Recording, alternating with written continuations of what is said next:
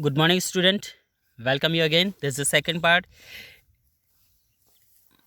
In this part, we will study about forms type of public sector enterprises. ठीक है, previous chapter में हमने private sector के जो डिफरेंट टाइप्स है फॉर्म्स हैं देखे थे. अब यहाँ पे इस चैप्टर में हम यहाँ पे डिफरेंट टाइप है जो पब्लिक सेक्टर के अलग अलग प्रकार वो हम देखेंगे यहाँ पे. First so departmental undertaking, second public corporation, ये थर्ड गवर्नमेंट कंपनी.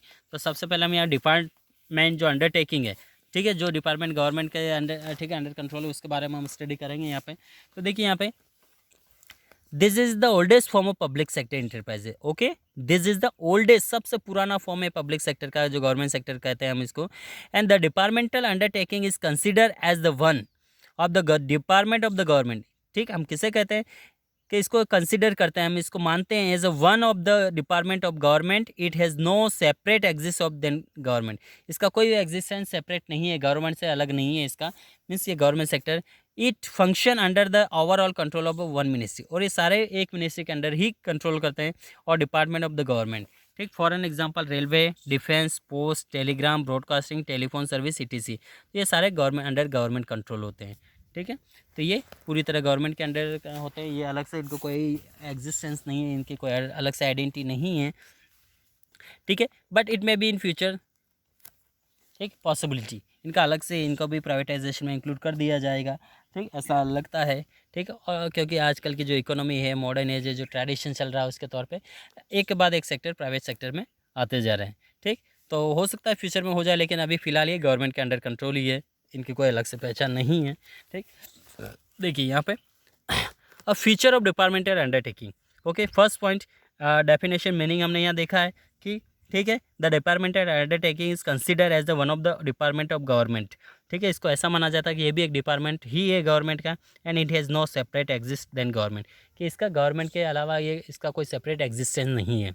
अब यहाँ पे हम फीचर्स देखेंगे. यहाँ pay feature of departmental undertaking. अब इसके फीचर्स क्या हैं देखिए यहाँ से. First point, the main feature of departmental undertaking are, first, they operate under the overall control of the one ministry. एक मिनिस्ट्री ही इसको ऑपरेट करेगी.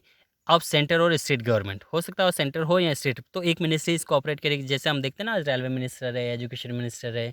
ठीक है, तो इस प्रकार एक मिनिस्ट्री ही इसको ऑपरेट करेगी, कंट्रोल करेगी, पूरी गाइडलाइन प्रोवाइड करेगी. Second, they are part of the government only. ठीक है, they are part of the government only, ये गवर्नमेंट का ही हिस्सा है. There is no separate entity, इसकी कोई सेपरेट अलग से एंटिटी यहाँ पहचान नहीं है इसकी, ये गवर्नमेंट का ही एक हिस्सा है.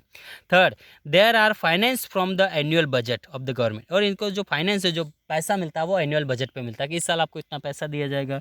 ठीक, तो इतना पैसा इसमें लगता है. Fourth, the revenue of the department undertaking are deposit in the treasury of government. जो भी रेवेन्यू होगा इस जो डिपार्टमेंट है या इस सेक्टर से, जो भी आपको पैसा मिलेगा, ठीक है, कलेक्शन हो रहा है, ठीक, तो वो सारा कहाँ जमा होगा? In the treasury of government में के खजाने में ही जमा होगा. Next, fifth, the staff of the departmental undertaking are the civil servant. And the staff, जो स्टाफ है यहाँ पे, वर्कर्स है, ठीक, वो department undertaking are known as the civil servant, वो सिविल सर्वेंट कहलाएंगे. And are recruit and compensate as per the rule of civil servant. जो सिविल सर्वेंट का जो रूल है, उसके अकॉर्डिंग ही इनको रिक्रूट किया जाएगा. Next, six, they are under the direct control of department head. और ये सारे जो डिपार्टमेंट का जो हेड होगा, वो उन्हीं के कंट्रोल में रहेगा. And who is accountable to the concern minister. और जो भी कंसर्न मिनिस्टर होगा, जैसे हम देखते हैं ना, शिक्षा मंत्री हैं, खेल मंत्री हैं, स्पोर्ट मंत्री है, ठीक है, रेलवे मंत्री है, तो उनके तौर पे वो अकाउंटेबल होगा. जो भी इंफॉर्मेशन वो मांगेगा रिलेटेड मिनिस्टर, ठीक, तो वो अगर जो भी हेड होगा वो उनको प्रोवाइड कराएगा. ठीक, एंड सेवन्थ जो है यहाँ पे देखिए, they can be sued in the same manner as one can file the suit against the government. ठीक है, तो they can be sued in the same manner, वो उसी तरह से काम करेंगे. ठीक है, they can be sued in the same manner as one can file a suit against the government. ठीक है, जिस तरह गवर्नमेंट के अगेंस्ट अभी हम कुछ काम करते हैं, तो वो इसी तरह से उसके तौर पे भी इसको माना जाएगा. वो उसके अगेंस्ट कोई स्टेप नहीं ले सकता यदि वो डिपार्टमेंट में हेड है या जो भी सिविल सर्वेंट है, तो वो एज ए मिनिस्टर या जो भी हेड उनको एडवाइस देगा, उसके अकॉर्डिंग ही उनको काम करना होगा. Okay, now merit and demerit of the merit and demerit are the merit and advantages of undertaking. तो सबसे पहले हम यहाँ मेरिट देखेंगे.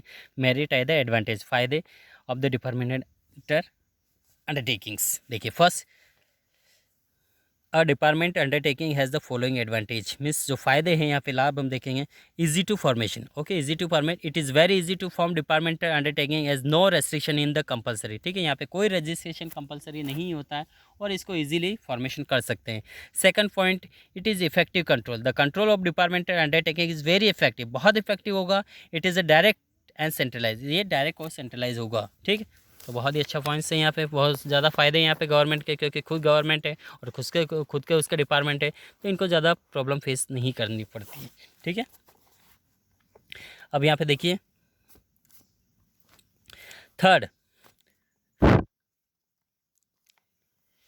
Optimum utilisation of fund. देखिए ऑप्टिमम बहुत ज़्यादा ये जो फंड का यूटिलाइजेशन कर सकते हैं, दे कैन यूज़ ठीक है, huge fund, there is a proper utilisation of fund as a financial matter subject to material sanction budget accounting of the audit control. तो इजीली ये बहुत बड़े फंड का यूज़ कर सकते हैं अपने डिपार्टमेंट को,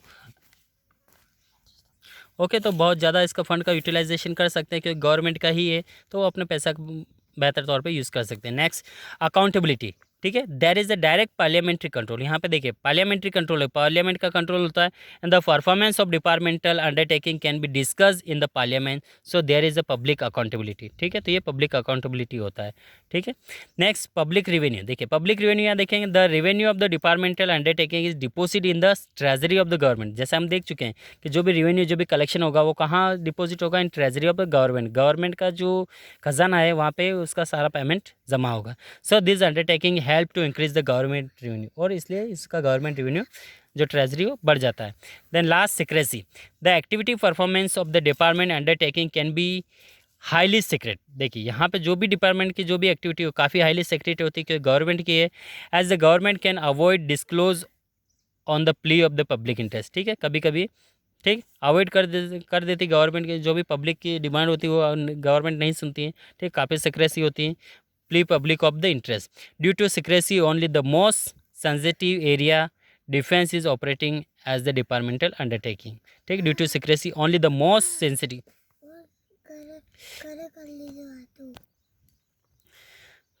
ठीक, the activity performance of the undertaking can be highly secret as the government can avoid disclosure on the plea of the public interest due to secrecy only the most sensitive area। देख ठीक है, sensitive secrecy है इसलिए बहुत sensitive area. Example, defence is operating as a departmental undertaking, जैसे example या defence है जो कि बहुत secrecy होना जरूरी। Okay, remaining demerits we will continue next part. Thank you.